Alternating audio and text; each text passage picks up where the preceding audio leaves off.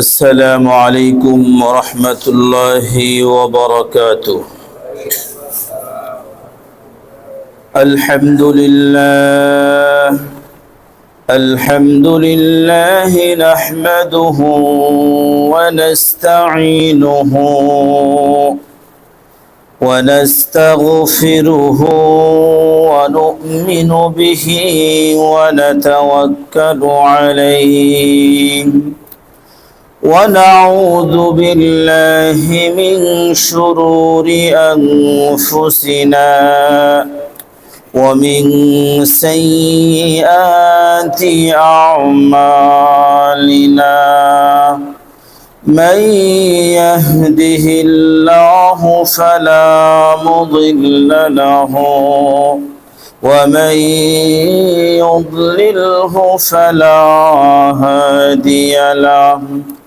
ونشهد أن لا إله إلا الله وحده لا شريك له.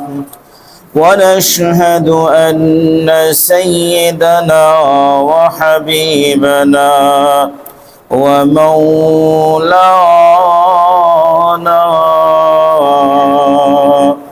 محمدا عبده ورسوله. أما بعد فقد قال الله تبارك وتعالى في كلامه المجيد وفرقانه الحميد. أعوذ بالله من الشيطان الرجيم. بسم الله الرحمن الرحيم. يا أيها الذين آمنوا كتب عليكم الصيام كما كتب على الذين من قبلكم لعلكم تتقون. وقال النبي صلى الله عليه وسلم من صام رمضان إيمانا واحتسابا غفر له ما تقدم من ذنبه أو كما قال عليه الصلاة والسلام. সকলেই দুরূদ শরীফ পড়ি। আল্লাহুম্মা সাল্লি আলা মুহাম্মাদিন ওয়া আলা আলি মুহাম্মাদ কামা সাল্লাইতা আলা ইব্রাহিম ওয়া আলা আলি ইব্রাহিম إنك حميد مجيد. اللهم بارك على محمد وعلى آل محمد كما باركت على إبراهيم وعلى آل إبراهيم إنك حميد مجيد. الحمد لله ثم الحمد لله. আল্লাহ পাকের দরবারে অসংখ্য অগণিত শুকর এবং সুজুদ যে আল্লাহ রব্বুল আলামিন আমাদেরকে জুমার সালাত আদায় করার জন্য তার ঘর মসজিদে এসে বসার তৌফিক দান করেছেন। এজন্য শুকরিয়া আদায় করি আলহামদুলিল্লাহ। পবিত্র মাহে রমজানের প্রথম জুমা আজকে। আল্লাহ রাব্বুল আলামিন আমাদেরকে রোজার মাস পর্যন্ত হায়াত দান করছেন, এটা আল্লাহ পাকের অনেক বড় মেহেরবানি। এরপরে আমরা রোজা রাখতেছি, নফল ইবাদত করতেছি, তারাবির সালাত আদায় করতে পারতেছি, সাহারি খাইতেছি, আবার ইফতার করতেছি, সবই ইবাদতের অন্তর্ভুক্ত। মুমিন ব্যক্তির প্রতিটা মুহূর্ত ইবাদত, মুমিন ব্যক্তির প্রতিটা মুহূর্ত ইবাদত। কারণ মুমিন ব্যক্তি সময়টাকে গুনাহের কাজে লাগায় না, মুমিন ব্যক্তি প্রতিটা মুহূর্তের দাম দেয়, সময়কে কাজে লাগায়, নেকির কাজে লাগায়। আর মুমিনের প্রত্যেকটা কাজ এটা নেকির হওয়া জরুরি, আমলের হওয়া জরুরি।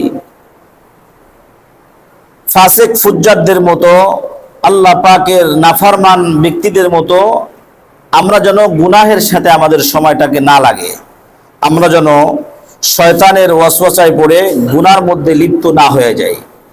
তো মুমিন তো ওই ব্যক্তি যার প্রতিটা মুহূর্ত আল্লাহ পাক ফেরেশতাদের মাধ্যমে নেকি লেখাইতেছেন।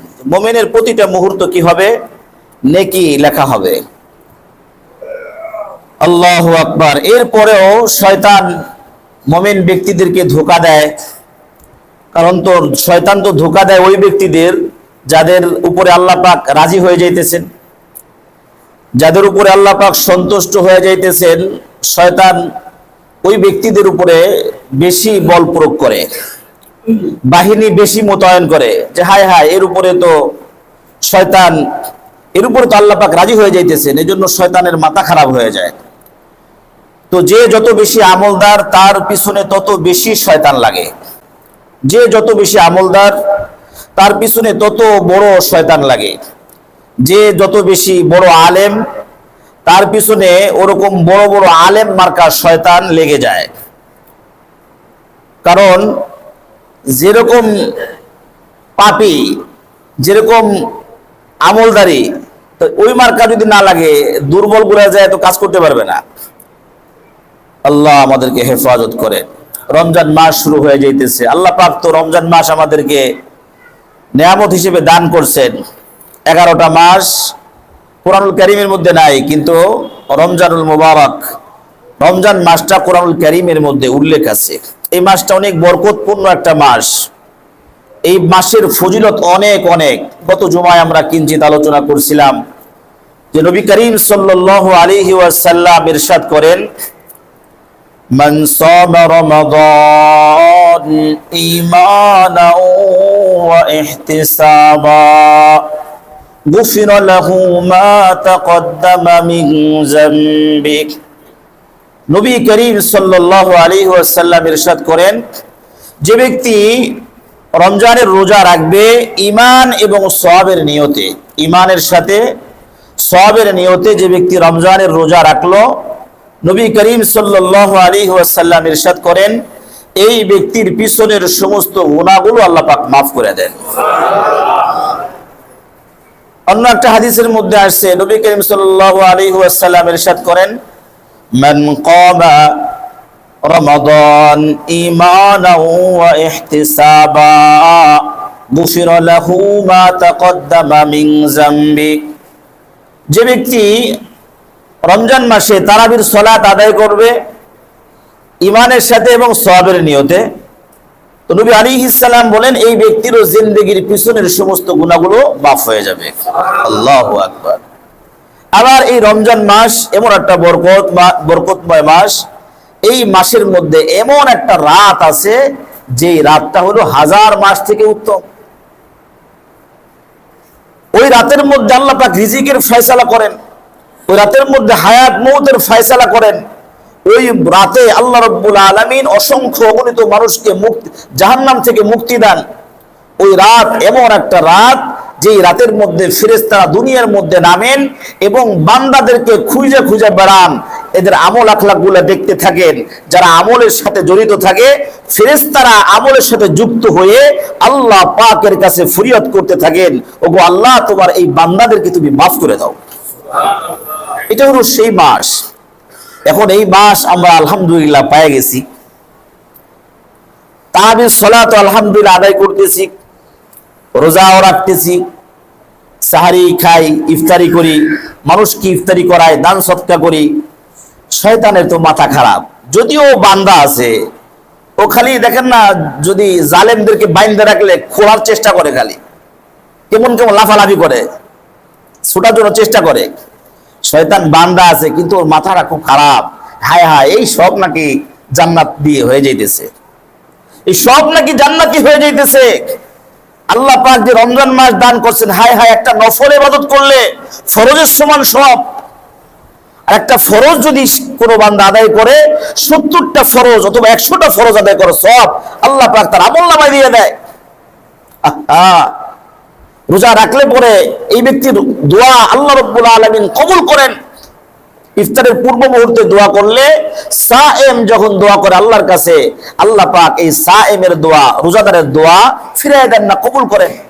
শয়তান তো ওই যে বান্দা আছে আর দেখতেছে, কাণ্ডগুলো দেখে, হায় হায় আল্লাহ করতেছে নাকি। সারাটা বছর 11টা মাস এরা নাফরমানি করাইছি, ইত্যাদি ইত্যাদি গুনার সাথে খালি লাগাই রাখছি, কিন্তু এই মাস আল্লাহ পাক যে কাজটা করছে, এ তো এই ব্যক্তির উপর তো আল্লাহ পাক সন্তুষ্ট হয়ে যাবে। কেন?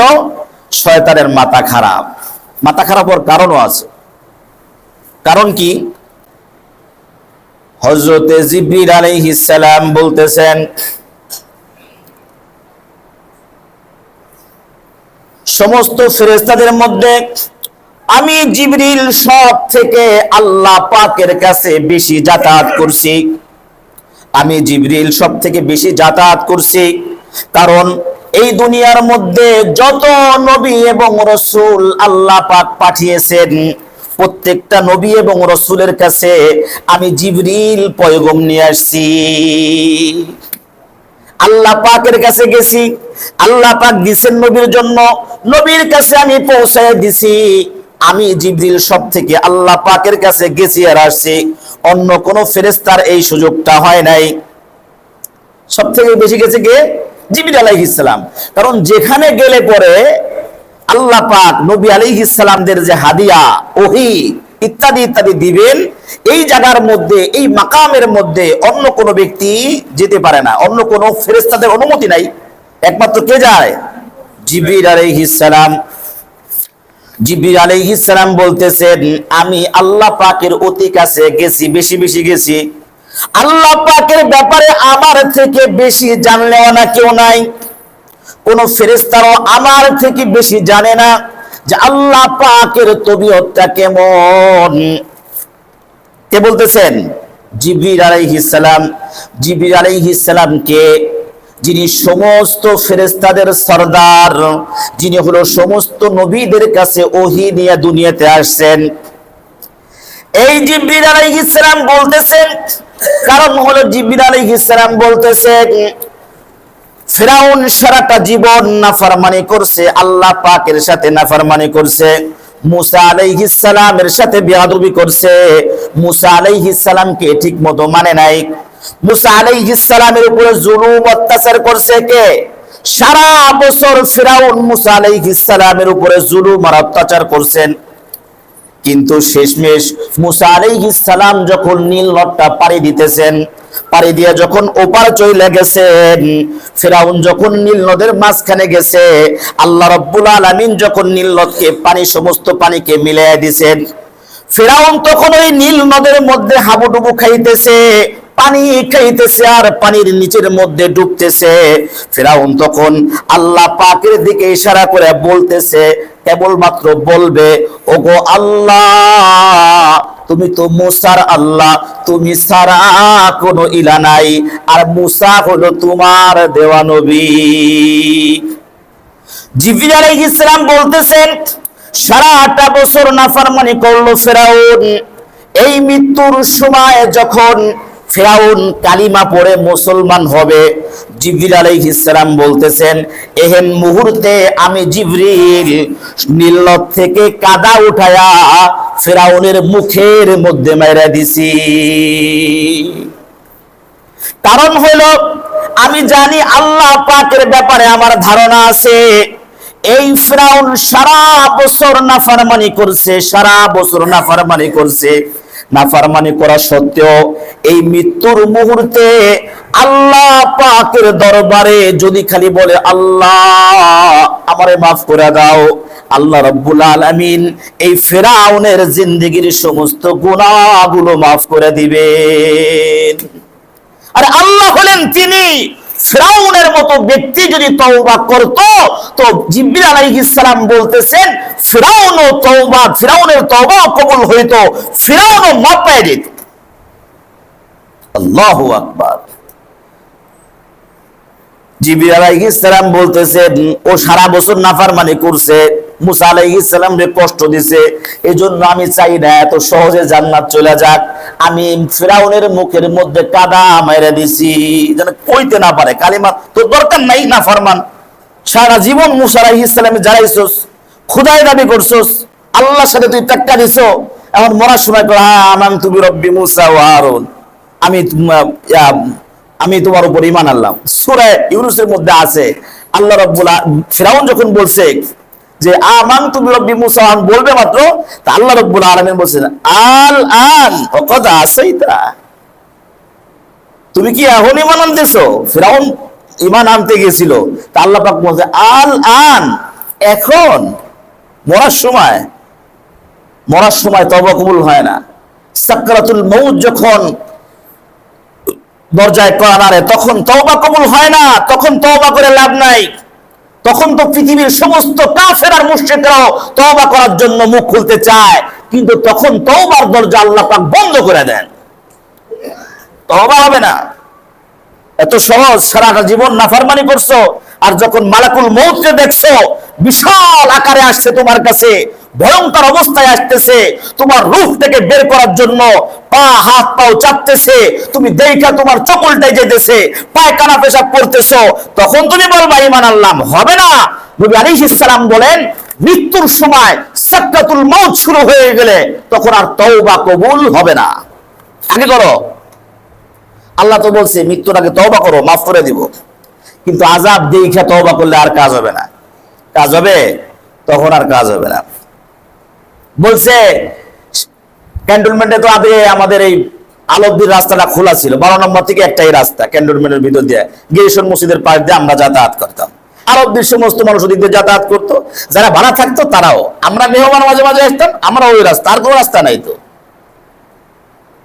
সেনাবাহিনী কিছুই বলতো না। সকালবেলা আবার দেখা যায় ভিতর দিয়ে আবার হাঁটার জন্য অনেক দূর যাওয়া যাইতো আগে, এখন আর এই সুযোগ নাই, ভিতরে তো ঢোকা যায় না।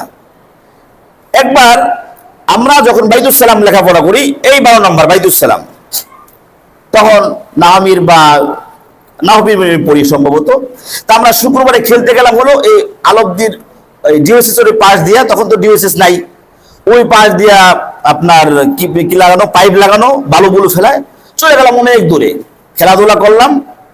তখন আমরা দেখি রোদ অনেক হয়ে গেছে, আমরা এখন মাথায় চলে আসবো। তো চিন্তা করলাম অত দূর ঘুরে আসবো, আরে বরাবর পাইপ লাগানো আছে, ক্যান্টনমেন্টের ভিতরে ঢুকে যাই।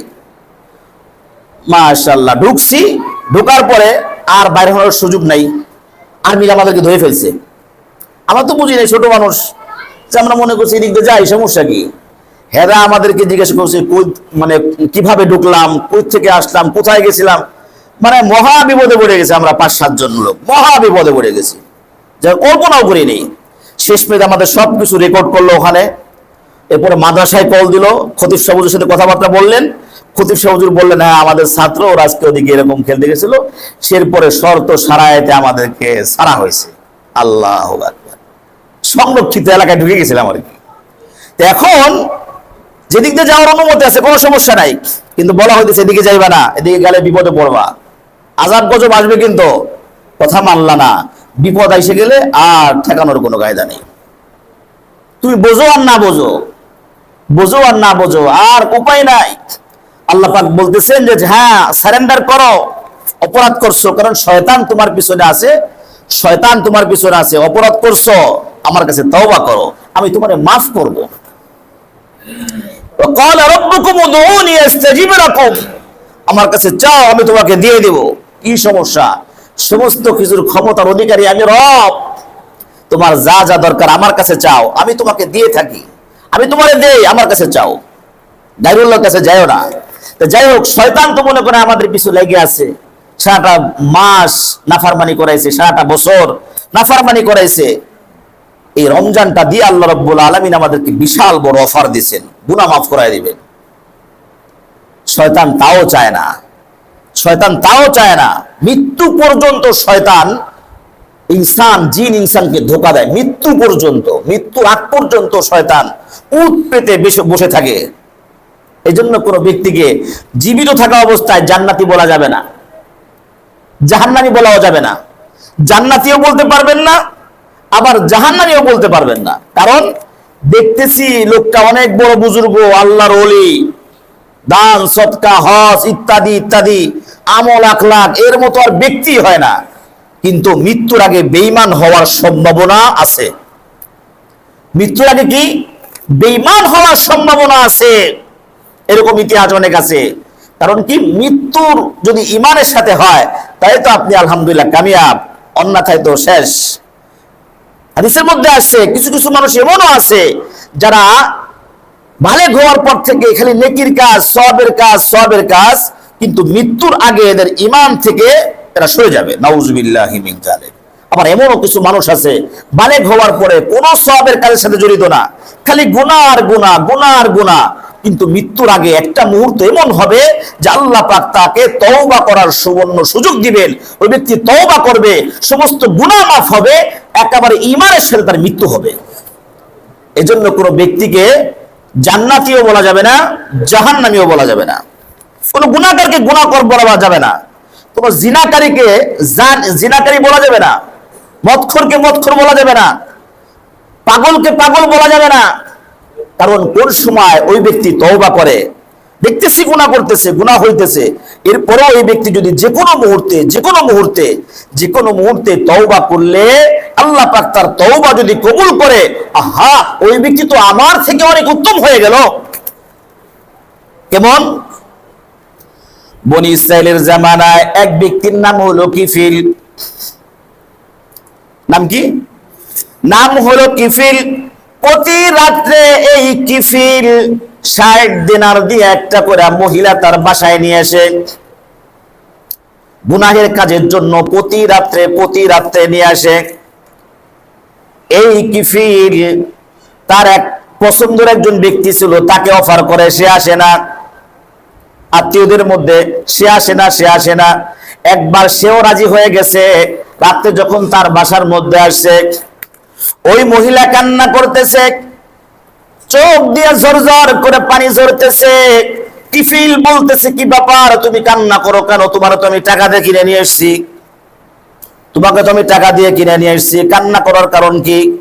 ওই মহিলা বলতেছে, দেখো কিফিল, আমি কান্না করতেছি এই কারণে, কারণ আমি একজন সতী মহিলা, আমি কোনোদিন খারাপ কাজ, অন্যায় কাজের সাথে জড়িত ছিলাম না, কিন্তু এমন অভাব আমার এই গেটে চলে আসছে, কড়া নাড়তেছে, এমন অভাব আমার কাছে আসছে। অভাবের কারণে আমি আমার বাচ্চা কাচ্চা জীবিকার জন্য, আমার নিজের জীবিকার জন্য আমি এখন রাজি হয়েছি। আসলে আমি এই কাজের জন্য না, আমি এই জন্য কাঁদতেছি, আমি একটা খারাপ কাজের সাথে জড়িত হয়ে যেতেছি অভাবের কারণে, এজন্য আমি কাঁদতেছি। কিফিল, তুমি আল্লাহরে ভয় করো, তুমি আমার কাছে আইসো না। কে বলতেছে?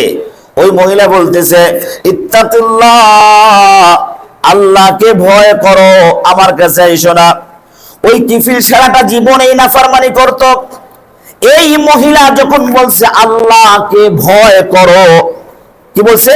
আল্লাহকে ভয় করো, কিফিলের দিলের মধ্যে যে একটা বাড়ি মারছে, আঘাত লাগছে। কিফিল বলতেছে, ঠিক আছে যাও, তোমাকে যেই 60 দিনার দিয়েছিলাম তুমি এটা নিয়ে যাও, আমাকে ফেরত দেওয়া লাগবে না, যাও তুমি তোমার হাজত পুরো করো, আর তুমি তোমার এই ভাইয়ের জন্য একটু আল্লাহ পাকের কাছে দোয়া করো।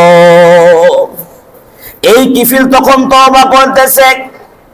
ঘর থেকে ওই মহিলাকে বের করার পরে আল্লাহ পাকের কাছে হাত তুলে বলতেছে, ওগো আল্লাহ, জিন্দেগি তো নাফরমানের সাথে জড়িত ছিল, রব্বুল আলামিন ভুল বুঝতে পারছি, তওবার জন্য তোমার শাহী দরবারে আমি হাত বাড়াইলাম।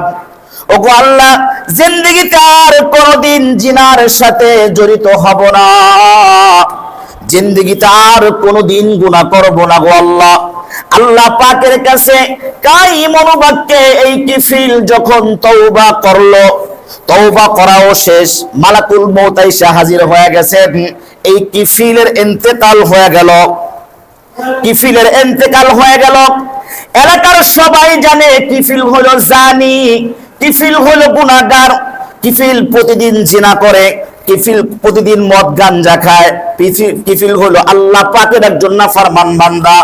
এলাকার সবাই জানে ও ইন্তেকাল হয়ে গেলে কেউ জানাজায় শরীক হবে না, কেউ গোসলও দিবে না, কাফন দাফনের ব্যবস্থা কেউ করবে না।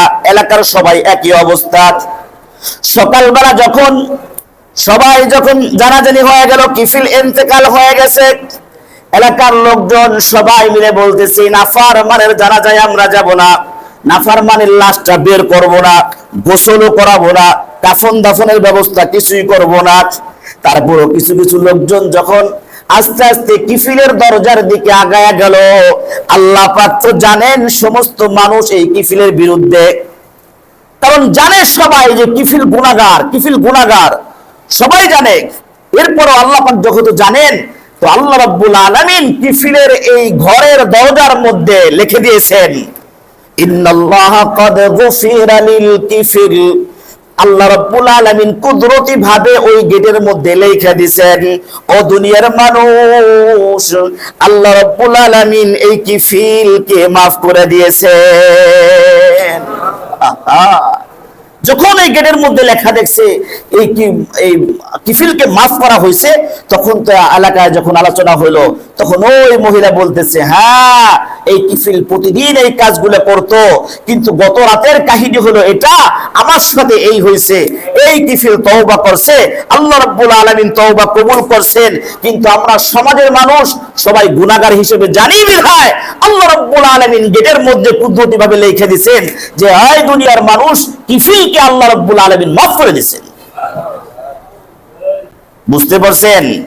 আল্লাহ পাকের কাছে তওবা করলে আল্লাহ রাব্বুল আলামিন মাফ করেন। তাহলে ফিরাউন যদি তওবা করত, জিবরিল আলাইহিস সালাম বলতেছেন আল্লাহ পাক ফিরাউনের তওবাও কবুল করতেন। আবার বনি ইসরাইলের জামানায় কিফিলের ঘটনা, প্রতিদিন নাফরমানি করছে, এরপরও কি আল্লাহ রাব্বুল আলামিন এই ব্যক্তি যখন কায়েমুল ওয়াক্তে তওবা করছেন, এই ব্যক্তির গুনাহগুলো মাফ করে আল্লাহ পাক জান্নাতি ঘোষণা করছেন। ও মেরা দোস্ত, আমরা তো ফিরাউনের মতো নাফরমান না, আমরা তো ফিরাউনের মতো নাফরমানি করি নাই, আমরা তো কিফিলের মতো এরকম এত বড় অপরাধ আমরা করি নাই। যদিও কেউ করে থাকে, আল্লাহ রাব্বুল আলামিনের কাছে এই রমজান মাস মাফ চাইলে আল্লাহ পাক মাফ করে দিবেন। আল্লাহর জন্য রোজা রাখলে আল্লাহ পাক জান্নাত ঘোষণা করবেন। আল্লাহর জন্য যদি তারাবির নামাজ আদায় করি, আল্লাহ পাক আপনাকে মাফ করে দিবেন। আল্লাহর জন্য যদি আমি কাউকে ইফতারি করাই, দান সদকা করি, আল্লাহ রাব্বুল আলামিন আমাদেরকে মাফ করে দিবেন আল্লাহর জন্য। এই জন্য ভাই চেঞ্জ হয়ে যায়। রমজান তো আপনাকে চেঞ্জ করতে আসছে। দেখেন, আপনি আপনার দিকে তাকায় দেখেন, আমি আমার দিকে তাকায় দেখি, সারা বছর 11টা মাস কিন্তু আমি এভাবে নামাজ পড়ি নাই। আমরা অনেকে আছি সারাটা মাস, সারা বছর 11টা মাস আমি 5 ওয়াক্ত নামাজ পড়ি নাই। ফজরের নামাজেও মসজিদে আসা তো দূরের কথা, ঘরেও পড়ি নাই। দেখেন, রমজান আপনাকে চেঞ্জ করে দিচ্ছে, কিন্তু রমজান আপনাকে পরিবর্তন করে দিয়েছে। আপনি সাহারি খাবার পরে আপনি মসজিদে এসে নামাজ পড়তেছেন, ফজরের নামাজ। আল্লাহ পাক কত বড় দয়ালু, কত বড় দয়ালু। নবী আলাইহিস সালাম ইরশাদ করেন, মান সাল্লা সালাতাল ফজরি ফাহুয়া ফি জিম্মাতিল্লাহ। যে ব্যক্তি ফজরের সালাত জামাতের সাথে আদায় করলো, যে ব্যক্তি ফজরের সালাত আদায় করলো, ওই ব্যক্তির জিম্মাদারি আল্লাহ পাক নিজেই নিয়ে নিলেন। রমজান মাস চলতেছে, আপনি তো চেঞ্জ হইতেছেন, হয়ে গেছেন, এটাকে ধরে রাখেন। আমি তো চেঞ্জ হয়ে গেছি, আল্লাহ পাক আমাকে চেঞ্জ করছে, পরিবর্তন করছে, এটাকে ধরে রাখি ভাই। কারণ আপনার কবরে আপনি যাবেন, আপনার আমল নামার হিসাবটা আপনারই দিতে হইব। আপনার নেক আমল আপনাকে সাক্ষী দিবে। আপনার কবরটা আপনারই, আপনার প্রশ্নের জবাবগুলা আপনারই দিতে হবে। আপনার বিবি দিবে না, আপনার মসজিদের খতিব সাহেবও দিবে না, আপনার মা দিবে না, আপনার বাবা দিবে না। কারণ দেখেন, মা এমন একজন ব্যক্তি, দুনিয়ার মধ্যে সব থেকে বেশি মুহাব্বত করে সন্তানকে। মা একটা কুকুরের বাচ্চা, কুকুর যখন বাচ্চা দেয়, একটা কুকুরের বাচ্চা ধইরা দৌড় মারেন তো। এটা কুকুরের বাচ্চা যখন বাচ্চা দেয়, 5, 7টা 8টা দেয় না বাচ্চা, কদিন পরে কিন্তু গাড়ির তলে পড়েই মরে সবটি, চিৎকারতে উষ্টা খায় মরে, যেদিকে দেখি। কিন্তু যখন দুনিয়াতে আসে, ওর পেট থেকে যখন বের হয়, একটা কুকুরের বাচ্চা ধরে দেখেন তো, ধরে নিয়া দৌড় মারবেন, দেখবেন খেলাটা কেমন হয়। খাপলা দিয়ে ধরবে আপনাকে একবার, ওর জীবন থাকা অবস্থায় আপনি ও ইয়ে করবে না। তো নিকৃষ্ট একটা প্রাণী, ওরে বাদ দেন। সামান্য একটা এই মুরগির বাচ্চা যদি হয়, বাচ্চা ধরা যায়, পাংখা পুঙ্খে ছড়ায়, মনে হয় যে ও কি জানি করে ফেলবে, কিয়ামত করে ফেলবে। মানে সন্তানের জন্য, তার জন্য, সন্তানের জন্য বলতেছি, এই জন্য যে প্রতিটা মা তার সন্তানের জন্য নিজের জীবন বাজি রেখে সামনে আগায় যায়, ঠিক কিনা? আল্লাহু আকবার। এই মা কাল কিয়ামতের ময়দানে বলবে, ও আল্লাহ, দুনিয়াতে আমার তো বিয়েই হয় নাই, আমার স্বামী কই থেকে এলো? দুনিয়াতে আমার কোনো সন্তান ছিল না, এই সন্তান কই থেকে এলো? সবাই বলবে ইয়া নাফসি ইয়া নাফসি ইয়া নাফসি। আর নিজের জন্য খালি আফসোস করতে থাকবে, নিজের ব্যাপারে চিন্তা ফিকির করতে থাকবে, অন্য কোনো ব্যক্তির কথা তখন স্মরণও থাকবে না। আম্মাজান আয়েশা সিদ্দিকা রাদিয়াল্লাহু তাআলা আনহা থেকে রওয়ায়াত, আম্মাজান বলতেছেন, ইয়া রাসূলুল্লাহ, ইয়া হাবিবাল্লাহ, কিয়ামতের ময়দানে যখন সবাই উলঙ্গ অবস্থায় যখন দৌড় মারবে, সবাই উলঙ্গ অবস্থায় হাসরের ময়দানে দৌড় মারবে, তো আম্মাজান একটু শরম পাইতেছেন। হায় হায়, মহিলা পুরুষ সব একসাথে, একটা লজ্জার বিষয় না? হ্যাঁ, শরমের বিষয় তো, এই কিভাবে সম্ভব? আম্মাজান বলতেছেন, ইয়া রাসূলুল্লাহ, এটা কিভাবে লজ্জার ব্যাপার? পুরুষ মহিলা সব উলঙ্গ অবস্থায় হাসরের ময়দানের দিকে দৌড়াবে। নবী আলাইহিস সালাম বলতেছেন, আয়েশা, কাল কিয়ামতের ময়দানের ভয়াবহতা এমন হবে, কেউ কারো দিকে তাকানোর সুযোগ পাবে না, কেউ কারো দিকে তাকানোর সুযোগ পাবে না। কার জন্য গুনাহ করবেন? কার জন্য গুনাহ করবেন? একজন ব্যক্তির কথা বলেন যে এই ব্যক্তির জন্য আমি ঘুষ সুদ খাইতেছি, এই ব্যক্তির জন্য মিথ্যা কথা বলতেছি, এই গুনাহ করতেছি, আমাকে মানুষ নেতা হিসেবে মানে, আমার কাছে বিচার আসতেছে, আমি অন্যায়ভাবে বিচার করতেছি, আমি 1 লাখ টাকা খায় বিচার ঘুরাই দিলাম। কার জন্য? কার জন্য? এই পাওয়ারটা দিছে কে? বিচার করার পাওয়ারটা কে দিল? অর্থের পাওয়ারটা কে দিছে? কোন পাওয়ারটা আপনার নিজস্ব? থাকবে আজীবন? ফিরাউনের ছিল না, নমরুদ, হামান, কামান, এদের কারো ছিল না, কারো ছিল না, কারো ছিল না, আপনারও থাকবে না। এই সাময়িক একটু পাওয়ার দেখায়া বিচার ঘুরাই দিলেন 1 লাখ টাকা খায়া। সাময়িক একটু শক্তি আছে, আপনার শক্তি বলতে নাই, আপনার বাম হাতে থাপড় দিলে 3টা ঘুরানতে পড়বেন, কিন্তু রাজনৈতিক শক্তির কারণে আপনার শক্তি, মানে যারে মারতেছেন সে বাম হাত দিয়ে মারলে আপনি 3বার ঘুরানতে পড়ে যাবেন, কিন্তু আপনি তারে মারতেছেন, সে কিছুই কয় না। কেন? পাওয়ার আপনার হাতে। তো পাওয়ার কয় দিনের? কি জন্য আপনি এই কাজগুলো করতেছেন? কার জন্য করতেছেন? এই গুনাহটা কার জন্য? অপরাধটা কার জন্য?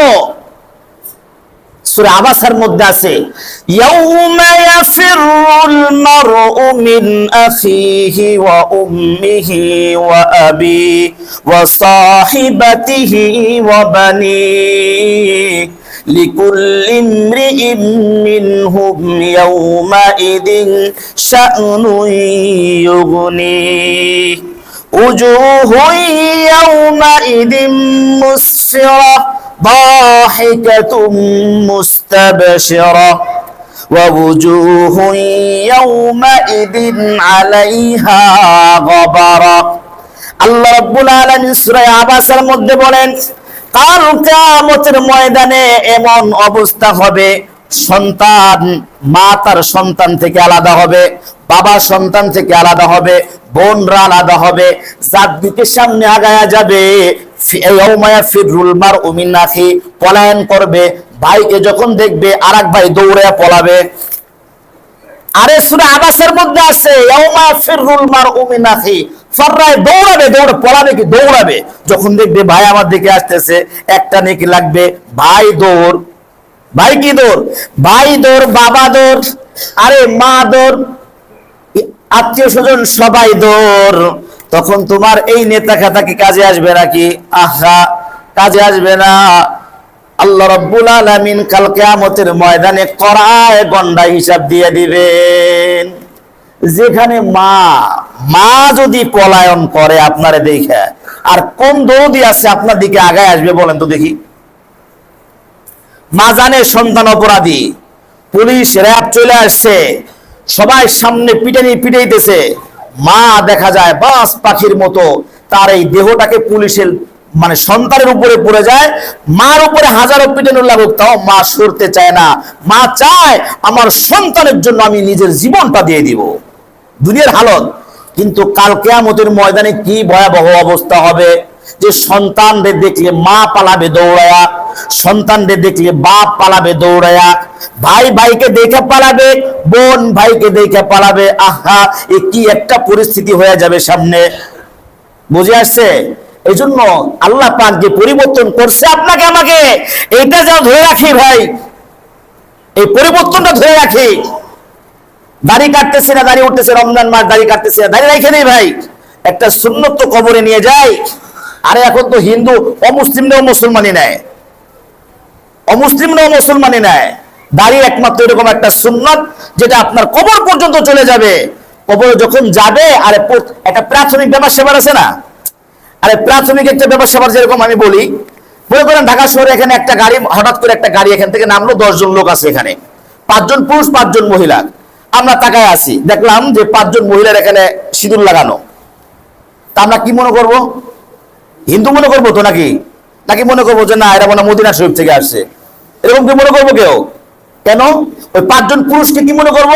হিন্দু মনে করব। কেন? 5 জন যেহেতু মহিলা আছে সিঁদুর লাগানো, তাহলে বোঝা গেল ওই 5 জনের হাজব্যান্ড হয়তো ভাই পুরুষ, এই তো ধারণা চলে আসবে, তাই না? কি বলেন? বাহ্যিক ভাবে যা দেখি এটাই তো প্রথমে বিচার করা হয়। তাও জিজ্ঞাসা করবেন ওরা হিন্দু না মুসলমান, জিজ্ঞেস করা লাগবে? আর আপনারা মনে বুঝতেছেন না মনে হয়, এদেরকে কি জিজ্ঞাসা করা লাগবে যে হিন্দু নাকি মুসলমান? দেখেই বুঝে আসবে। ও মেরা দোস্ত, আপনাকে আমাকে যখন কবরের মধ্যে নামানো হবে, কবরে রাইখা যখন আটকায়া চিরদিনের জন্য আত্মীয় স্বজন বন্ধু বান্ধব ভাই বোন সবাই চিরদিনের জন্য গেটটা লাগায় যখন চলে আসবে, কোনদিন আর কিয়ামতের আগ পর্যন্ত আপনার এই দরজা কেউ খুলবে না। ওই কবরের মধ্যে যখন ফেরেশতা আসবে আপনাকে প্রশ্ন করার জন্য, যখন দেখবে নবী আলাইহিস সালামের সুন্নাত দাঁড়িয়ে আছে, আপনাকে দেখেই তা মনবে আখির নবীর উম্মত, দামি উম্মত, আদমের সাথে প্রশ্ন করো। বুঝেন নাই? আদমের সাথে প্রশ্ন করা হবে। এই জন্য কার জন্য কি করতেছি? গুনাহ করো ব্যক্তি। বউতে যদি বলে দাঁড়িয়ে রাখা যাবে না, এমন বউ পরিবর্তন হওয়া উচিত। দাঁড়িয়ে রাখা ওয়াজিব, দাঁড়িয়ে রাখা ওয়াজিব। কোন বউয়ের জন্য, কোন ব্যক্তির জন্য করা যাবে না, গুনাহের কাজ করা যাবে না। কারণ আপনার কবরে বউ যাবে না, আপনার কবরে কোনো বন্ধু বান্ধব যাবে না। আপনি চাকরির জন্য দাঁড়িয়ে রাখতেছেন না, কালকে যদি মরে যান চাকরি করবে কে? যেই চাকরি করলে আল্লাহর হুকুম পালন করা যায় না, যেই চাকরি করলে নবীর সুন্নাহ পালন করা যায় না, ওই চাকরি করা হারাম। হারাম কে বলছে আপনাকে ওই চাকরি করার জন্য? বুঝে আসছে ভাই? পরিবর্তন হয়ে যা আল্লাহ পাক করে দিছে, আলহামদুলিল্লাহ। আমরা এই পরিবর্তনটা ধরে রাখি, আর পরিবর্তন যেন আগের রূপে আর ফেরা যাওয়ার চিন্তা ভাবনা না করি। যা নামাজ ধরছি নামাজি হয়ে যায়, দাঁড়িয়ে রাখতেছি দাঁড়িয়ে রেখে ফেলাই, মিথ্যা কথা বলা বাদ দিছি, বাদ দেই, আর মিথ্যা কথা বলবো না। রোজার মাস গীবত শিকায়ত করতেছি না, করলাম না, আর করবো না, ভবিষ্যতেও করবো না। মিথ্যা কথাও বলবো না, গীবত শিকায়ত করবো না, অন্যের পিছে লাগবো না, মানুষের উপকার করব, ক্ষতি করব না, দান সৎকার করতে থাকবো, নফল ইবাদত বেশি বেশি করতে থাকবো, হরদম প্রতিটা মুহূর্ত জিকির আজগারে সময় কাটাবো, আত্মীয় স্বজনের খোঁজ খবর নিব, প্রতিবেশীর খোঁজ খবর নিব, বান্দার হক গুলো আদায় করব, কারো উপরে জুলুম করব না, সবাইকে মোহাব্বত করব, কারো উপরে জুলুম করব না, আমার উপরে করে করুক, আমি কারো উপরে জুলুম করব না। এভাবে এই রমজান মাস আমরা দেখেন, এই মিথ্যা কথা বলিস না, কে লেগে? রোজা আছি, হাদিসের মধ্যেও আসছে। কেউ যদি আপনার সাথে জ্ঞান করতে চায়, হাদিসের মধ্যে আসছে, তুমি বলো যে আমি আনা সায়েম, আমি রোজা আছি, আমার সাথে তর্ক করতে আইসো না, গীবত শিকায়াত আমার কাছে করো না। রোজা রেখে গীবত করা যায়? যায় না। মিথ্যা কথা যায়? রোজা রেখে গুলো যায় না তো, অন্য সময় যায়, অন্য সময় যায়, আর কখনোই যায় না। রোজার মধ্যে আরো কেন যায় না? কারণ এগুলো করলে রোজার 12টা বেজে যাবো গা। নবী আলাইহিস সালাম বলছেন রোজা হচ্ছে মানে একটা ঢাল। কি ঢাল? মানে জাহান্নাম থেকে আপনাকে বাঁচাবে ঢাল। এখন এই মানে ভাঙ্গা ঢাল নিয়ে যুদ্ধ গেলে কি আপনি বাঁচবেন? ওই ফাটার মধ্যে ঢুকে দিলে মানে আয়সা লাগে যাবো গা, তাই না? তাই এই ঢালটা, রোজা হচ্ছে ঢাল, এটা ফেটে যায়। কিভাবে ফেটে যায়? মিথ্যা কথা বললে, গীবত শিকায়াত করলে, জুলুম অত্যাচার করলে, ইত্যাদি ইত্যাদি গুনাহের কারণে এই রোজা ঢাল যে ছিল জাহান্নাম থেকে বাঁচাবে আপনাকে, এটা ফেটে যায়। এই জন্য এই কাজগুলো কি করা যাবে না। শেষ একটা হাদিস, নবী আলাইহিস সালাম হাদিসে কুদসি আল্লাহ রাব্বুল আলামিন বলেন, আস-সাওমু লি ওয়া আনা আজজি বিহি। রোজাটা কার জন্য? আল্লাহর জন্য। আর এর প্রতিদান কে দিবে? আল্লাহ নিজেই দিবেন। আল্লাহু আকবার। আস-সাওমু লি ওয়া আনা আজজি বিহি। রোজাটা আল্লাহ পাক বলেন রোজাটা আমার জন্য, আর বদলাটা আমি নিজেই দিব। আল্লাহ রাব্বুল আলামিন সূরা বাকারার মধ্যে বলেন যে কামা কুতিবা আলাল্লাযীনা মিন ক্বাবলিকুম লাআল্লাকুম তাত্তাকুন। বান্দা, তোমাদের ঈমানদাররা, তোমাদের উপর রোজা ফরজ করা হইল, ভয় পাও না। পূর্বের জামানার লোকজনরাও রোজা করছে, ভয় পাওয়ার কোনো কিছু নাই। তোমরাও রোজা করো। এর দ্বারাই কি হবে?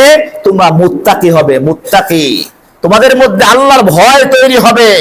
আল্লাহর ভয় তৈরি হবে।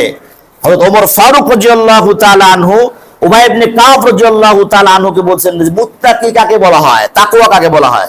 তো উবাই ইবনে কাব রাদিয়াল্লাহু তাআলা আনহু বলছেন, আপনি কি কাঁটাযুক্ত কোনো বাগানের মধ্যে ঢুকছেন, রাস্তা দিয়ে হাঁটছেন কাঁটাযুক্ত? হ্যাঁ। কিভাবে? খুব সতর্কতার সাথে, যেন কাঁটা শরীরের মধ্যে না লাগে, এভাবে এভাবে এভাবে হাঁটছি। তাকওয়াটাও এরকম যে দুনিয়ার মধ্যে চলতে ফিরতে হবে, যে কোনো গুনাহের আজ যেন আপনার আমার না লাগে, এভাবে এভাবে এভাবে সামনে আগাইতে হবে, যে আমার আল্লাহ সব সময় সর্বক্ষণিক আমার উপরে নজরদারি করতেছেন, দেখতেছেন যে কোন গুনাহ করতেছি, কি করতেছি। এই যে সতর্কতার সাথে সামনে আগানো। মেরা দোস্ত, রোজার মাস চলতেছে। আল্লাহ পাক আমাদেরকে তাকওয়া, যাতে আমরা তাকওয়াবান হতে পারি, এজন্য আমাদেরকে আল্লাহ পাক রোজা দিয়েছেন। আমরা যেন নিজের গুনাহ মাফ করাইতে পারি, এজন্য আল্লাহ পাক রোজা দিয়েছেন। আমরা যেন জান্নাত কামাই করতে পারি, এজন্য রোজার মাস আমাদেরকে দিয়েছেন। লাইলাতুল কদর দিয়েছেন।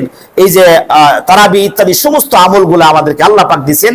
আমাদের উপর সন্তুষ্ট হওয়া মানে আল্লাহ পাক হবেন এজন্য মেরা দোস্ত, আমরা এই রমজানের কামা হক আদায় করি, রমজানের পবিত্রতা আমরা বজায় রাখি, রমজানের সমস্ত আমলগুলো আমরা সুন্দরভাবে করার চেষ্টা করি, রমজানের পরিপূর্ণ যেন মানে হক আদায় করে আমরা আমল করতে পারি, এটা ফিকির করি। এই রমজানের মধ্যে আমার জন্য কোনো গুনাহ না হয়, এই রমজানের মধ্যে আমার একটা মুহূর্তের জন্য অনর্থক মানে নষ্ট না হয়, এই রমজানের মধ্যে আমার জন্য আল্লাহ পাকের সাথে গভীর একটা সম্পর্ক তৈরি হয়ে যায়। এই ফিকিরের সামনে আগাই, বেশি বেশি নফল আমল করার চেষ্টা করি, আল্লাহ পাকের কাছে কান্নাকাটি করি। আল্লাহ রাব্বুল আলামিন আমাদের সকলকে বুঝে আমল করার তৌফিক দান করেন। সকলে বলে আমিন। ওয়া আখিরু দাওয়ানা আলহামদুলিল্লাহি রাব্বিল আলামিন।